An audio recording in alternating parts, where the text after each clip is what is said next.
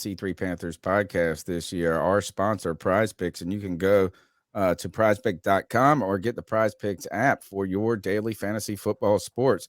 Using the promo code C3, you'll get a first-time deposit match of up to $100. And I got to tell you, it doesn't matter if they sponsor this podcast or not. I'm all about the PrizePicks.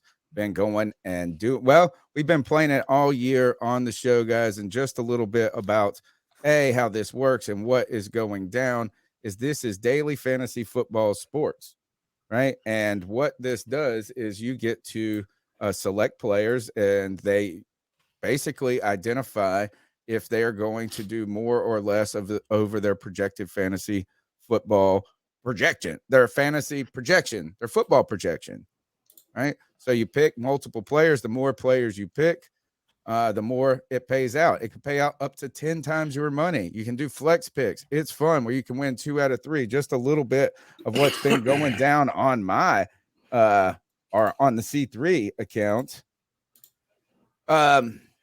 Almost had a good day on Sunday. Still came right ahead is this $5 2-pick entry on a free play with Justin Herbert, right? Why does it only say 62 yards, by the way, that he got? Anyway, he got he went over his number. Christian McCaffrey in a game, he had 34 receiving yards, did not make the number because they just blew these suckers out. I just need one more screen pass, baby. One more screen pass, and that $5 turns into 15. Made one on a basketball pick, Greg, on the flex. Nice. Got to go flex, man. Flex is like this. If we would have just done flex all season, we would have been like triple our money. Yeah, I don't want a lot. Win this one, Kirk Cousins and Russell over. So this is how it can go, man. And you can get some big time payouts. Fans of the C3 Panthers podcast have been playing prize picks like crazy and having a good time doing it. The promo code is C3. You get a 100% deposit bonus, up to 100%, up to $100 on your first time deposit. Make sure to use the promo code C3. One of the things we like to do with prize picks is look at the upcoming game, and that's what we're going to be going to anyway. The next segment is going to be about previewing the Pittsburgh Steelers at the Carolina Panthers and some things like this. But let's just see what some of the early fantasy projections are for the Carolina Panthers. Only 2 numbers available. These numbers will fluctuate throughout the week, right? The earlier you get some good numbers, right? And they'll add more players to it. Right now, Devontae Foreman, 60.5 rushing yards. Right now, like we talked about, Cody, the Pittsburgh Steelers have not been great against the run. In fact, the Baltimore Ravens bludgeoned them last week in their own triple threat with Huntley and 2 running backs. So they've been giving up a lot of rushing yards. Deontay Foreman, his number is 60.5. By the way, Sam Darnold's number was lower, I believe, last week than 175.5 through the air. Feel good about this one. More interested than the Sam Darnold. The only thing about the Donta Foreman is that now that, like what I mentioned earlier, we're splitting carries, man. Now we have Chuba Hubbard and Blackshear getting touches. So, I mean, if you go back to him, I believe he went over it last week. I believe he did have over that amount, but even still, man, it's risky. That number probably goes to 65 by Friday. Remember that, Cody, for the C3 Friday free for all on Friday, where you guys do your own prize picks there using the promo code C3. Is that usually rushing numbers against a bad rushing team or bad rushing defense tend to go up throughout the week. At least Christian McCaffrey always gets better numbers early in the week than he does on Friday or Saturday. As some of the money is going towards it.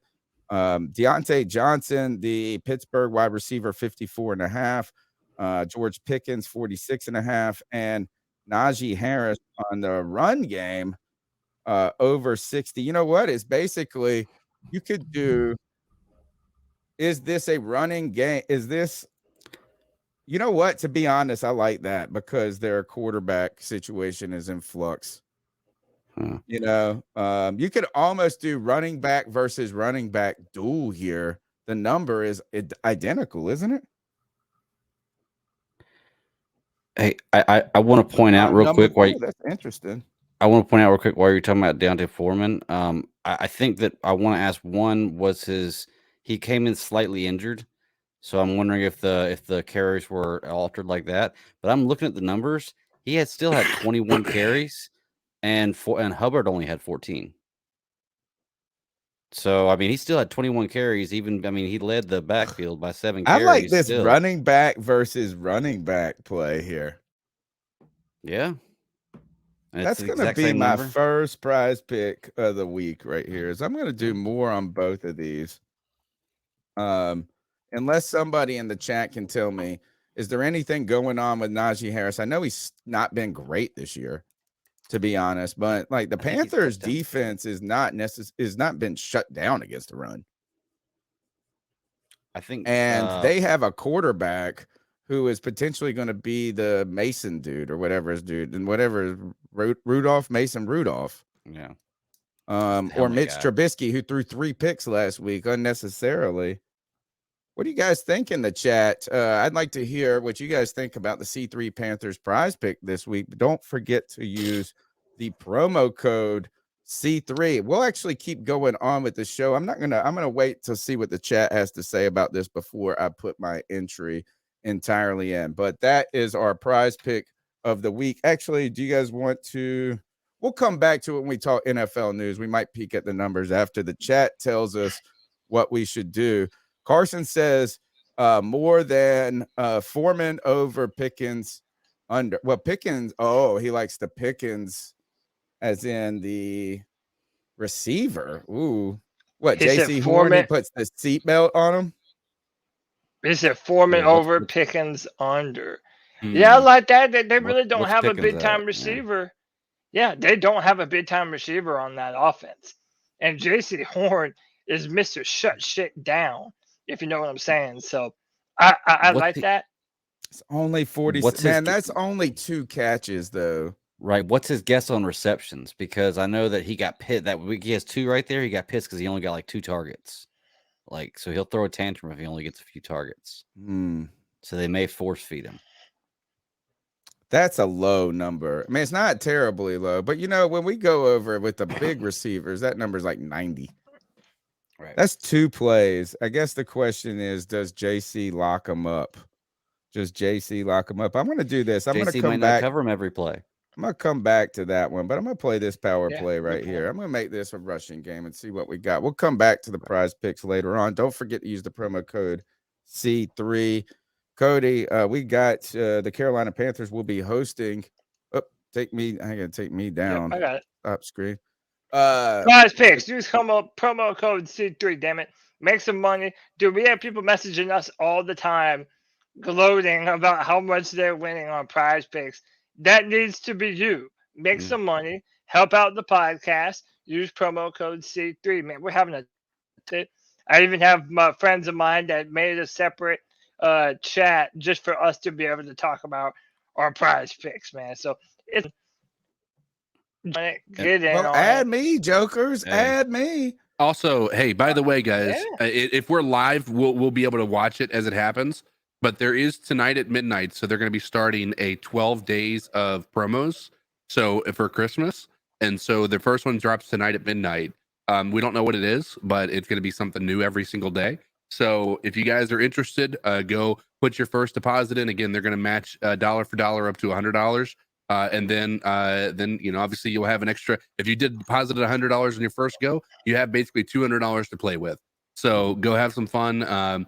I recommend using the flex pick instead of the full on 5 times your money in some of those cases, but that's only because of the amount of times that we've only lost by 1 of these options. So hindsight, yep. That's the 12 days of Picksmas with prize picks. Hey, and the coolest thing about prize picks that you can't do on any other betting site that I've seen so far is you can cross sports. You can put like 2 football players and a basketball player in. So if you don't only feel good about 2 football players, go check out another sport. Use something you feel comfortable and add them to it. And good news, Yeah, Greg, it's not even betting because it's daily fantasy football sports. It's legal in 30 states, including North and South Carolina. And if you need to figure out how to be in one of those states while not being in one of those states, ask the chat room. Look at this. yeah. There's inventive ways to go To about play doing prize it. picks. Yeah, to live on the internet. But by the Holy way, cow. shout Look, out, shout out to Quell Davis. We see you, Quell. Nice. We appreciate you, brother. The $20 love bomb. He brings up a good point here, fellas. He says Panthers are 1-6 all time versus the Steelers. Last time we played them, we lost 21-52. Don't bring it up on Thursday Night Football, and they ended our season early. Was that the Cam game? Yes, that's when when Cam got the shoulder. That's when TJ Watt. That was we're all the way downhill. That was the end. That left us here. Yep. Beginning that of put us here today. That's the trajectory from that game. Even a better story, more poetic. Sorry, I keep interrupting you. Sorry. No. I mean, no. That's that. Look, it's all a great point to be made. He asked, "Are we beating them on Sunday?" The answer is yes. Thank you so much for that donation, brother. And yeah, I do think we are. And part of the reason why I do think that we are is Kenny Pickett was in concussion protocol. And if he ends up being on the sideline, Mike Tomlin says there's a possibility that it's not even going to be Mitch Trubisky as their starting He threw 3 picks. But no, Mitch Trubisky, all he had to do is they moved the ball down the field, and he looked all right for a couple plays. And all they had to do out of one of those 3 drives was to score 3 points, and they win that game. Right? I mean, like they couldn't. So is that Mitch Trubisky's mistakes were so huge that just one play, and we've seen this for the Carolina Panthers and bad quarterback play, and what that's done is right when there's hope. These guys were in that game against a divisional team trying to muscle through it with losing their quarterback and having a bad season overall, but catching the Ravens on a down week. And Trubisky just wouldn't. It was just, he's a liability. And this actually doesn't surprise me. It's kind of crazy that I just assumed that he would be starting. But, boy, now you're talking about the Panthers. And here's the thing I want to say to Quell real quick is thank you. Hey, I love the informative comment, man. What a thoughtful comment that is, and placing it into perspective, not only historically for that beatdown that we suffered in Pittsburgh, but the kind of tough relationship that we've had with them in the past. But this ain't your regular Pittsburgh Steelers team. No, and Mike Tomlin is on the cusp of having his first losing season, the most insane stat you could possibly think of.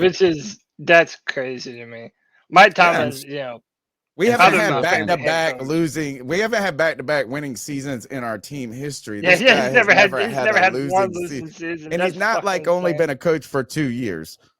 Yeah, and I know some Steelers fans too that are so pissed and want to fire him so badly. And I'm like, y'all, this is I know a bunch of them where I'm from, and they can't stand it. They've loved him the entire time I've known it, but this season they want to fire him, and I'm like, why? We can't win a game. I'm like, y'all, seriously, give the guy a break. I just thought of this. Never had a losing season. Yeah, I just thought of this because I don't think about the AFC potentially enough, just because of us being in the NFC and who we play a lot and some different things. But we've been talking about the next coach for the Carolina Panthers, the idea of it being an offensive guy or something to this effect. And like the reason that we've wanted an offensive coach in theory is that they can bring continuity and longevity of success, because with success and their coordinators leaving, you don't have to reset in that case. Right. And so we've been talking, though, about defensive coaches who have been able to have success over the long term. And because, Rivera was one, and when he loses some of his coordinators, then all of a sudden you're like, how are you replacing this? And even Steve Wilkes was part of that replacement plan. I was thinking about one of the more successful defensive coaches in the league, and it's got to be Sean McDermott. And I can't believe I haven't thought of Mike Tomlin, though. He's the most successful defensive coach ever, honestly. I would. He's up there. He's up there. You have to give the man. Oh, thank you. Yes, Belichick. have to give the man respect for what he's definitely done. up there, though. I always don't even think of Belichick as one-dimensional. I just think of him like as a dark Lord Sith. Yeah. I've been, I said this before the season. I've said this for a bunch of seasons. He's my favorite NFL head coach. He has been for Tomlin? a long time. Yeah, I love Tomlin. Yeah, I love love what they've been able to do. I think he gets a lot of unfair criticism. Again, I'm not a Steelers fan, but look, if the Panthers were ever going to be in a position to beat Pittsburgh, I'll be damned if it isn't now. They're not really good at defending. I know. Run. This is like just like they caught the Ravens on a down week. We're catching the Steelers on a down year. Yep. Now there is a down moment is one thing for them. There is one thing that I'm worried about. TJ Watt is going to be on Taylor Moton. And Taylor Moton, in my opinion, is probably the weakest link of our offensive line. And I didn't think I'd be saying that a few years ago. But if we're able to, help defend that right side and keep Sam clean and run the football, make them defend the run, I'm not scared of this Pittsburgh team, especially if they're starting Mason Rudolph, for God's sakes, as their starter. Like, come on, dude. Our defensive backs are playing with confidence. J.C. Horn is doing a lot. C.J. Henderson is playing a lot better football, which I think is a credit to Steve Wilkes. The guys are playing better football. There's not a lot of places to go with the football if you're passing it, let alone if you're a player like Mason Rudolph. They traded away, what's my guy's name that was up in Pittsburgh? Now he's in Chicago. Chase Claypool. There's no more Chase Claypool. They have Higgins, I believe is his name, but they don't really have like a true number one wide receiver that you're going to trust in all those situations. Yeah, the Pickens kid. People like him a lot. Pickens. Yeah, like him a lot. They always have a good wide receiver, though. Somehow or another, Pittsburgh always has a good you know what the most scary part about the Steelers good at is, drafting wide receivers. Somebody put this in the chat. Too. This is a great comment in the chat. We owe TJ Watt one. Or J. Yeah. Wait, it's TJ, right? Is it TJ? TJ. Yeah. Is it JJ? TJ, yep. Whichever, the Pittsburgh one. TJ. All right. TJ. We owe TJ Watt because he was the one that blasted Cam's shoulder.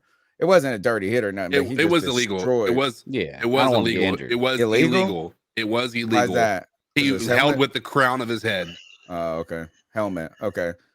He did destroy Cam's shoulder. Like it literally, we watched it, the end of Cam right there.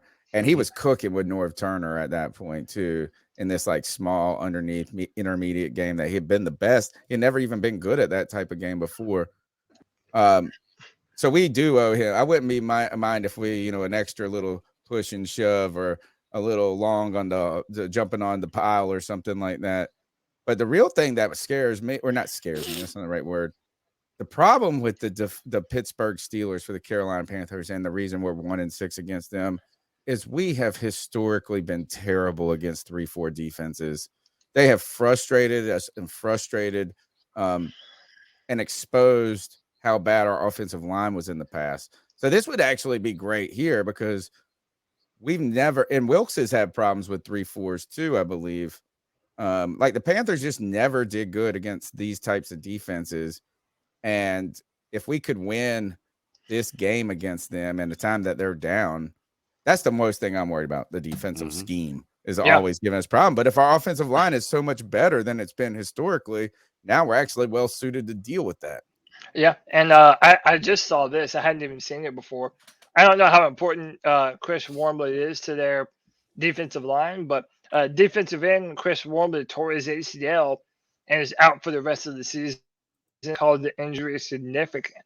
So they're banged up. They're not the healthiest. Yeah.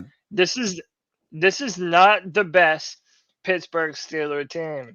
And sleep on them. We can't take them for granted. Like they're used to playing good December football, but they are just not. Having no DJ could hurt us though. Years past. Well, right now he's day to day. So and he barely saw any touches against last week. I'm not even fretting too much about DJ. I think we're gonna spread the ball around. We're not dependent upon getting DJ Moore the football in order for us to be successful. So this is from PFF. If you look at the matchup, and I don't understand the numbers, to be honest, so that I pulled this off of PFF. The spread against this game they've got listed as 2.5-point favorites for the Carolina Panthers. They see the over under in this game at 38.5, so a lower scoring game, right? Run first type of game. But look at these team metrics. I don't understand this. Is power rank overall? It has the Steelers at 17, the Panthers at 28. But what about this defensive number?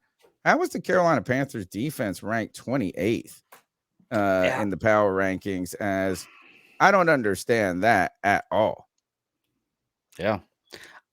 I was looking at that earlier too. It kind of blew my mind. I don't understand how our offense is ranked 29th. I mean, I could see that when you look at how the beginning of the year started.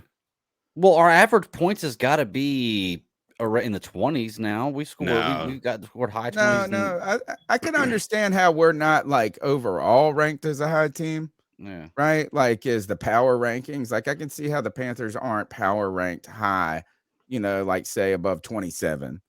I could see that in a reasonable way. And maybe that number changing with each win. The offensive number too, for me, is understandable. But from everything I've heard about how this defense is played, not heard, but seen. And I saw a stat today or a tweet today that said if you kind of take out the garbage time of football games for Carolina Panthers, that they are like an EPS, whatever this estimated points per whatever. I hate that, but let's say the most complicated stat. But they're a good defense. Mm-hmm. How can they be the worst defense in the league? Not the worst, but 20. Well, that's like insane. What is PFF doing to us?